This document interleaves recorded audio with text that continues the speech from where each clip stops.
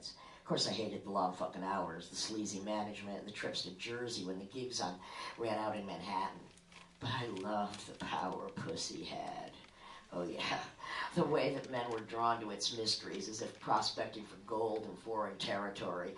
Oh, my pussy, I looked at it like a sweet evil flower, instrument of torture and ecstasy, a delicate blossom, the root of all deception, buried deep within its fleshy folds, so many ancient secrets, a magic which has confounded men since it was banished from the garden, full of voodoo whose spell turns men into monsters. Oh yeah. That's a pussy riot for you, all right, baby. Oh, you want a pussy riot? I got your fucking pussy riot right here. Yeah.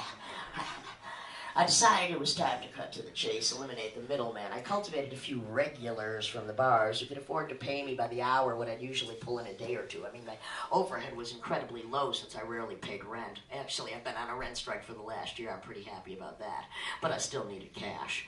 Tricking could accumulate the most money while exerting the least effort. I thought it was an invaluable service, that I was actually filling a small pocket of a lonely man's life with momentary joy, that I was flooding the dark night of their psyche with my light, my youth. My pussy was like a place where they came to worship, which offered up relief from a petty existence frustrated by work, wife, kids, responsibility.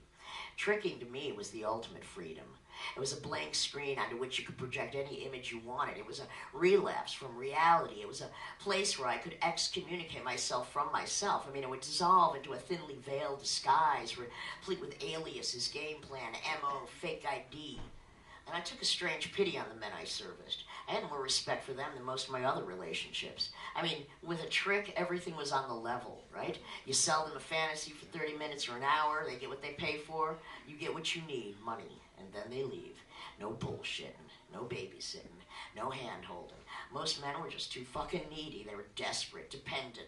Little boys never able to murder that little girl inside of them, always begging for love, compassion, constant attention, confirmation of their manhood, sexual recognition, phallic worship, just like a fucking John.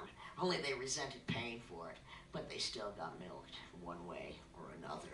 I think that's enough. Thank you very much, Lydia Lunch. Teenage Jesus at 23:15. That's what I was about to say.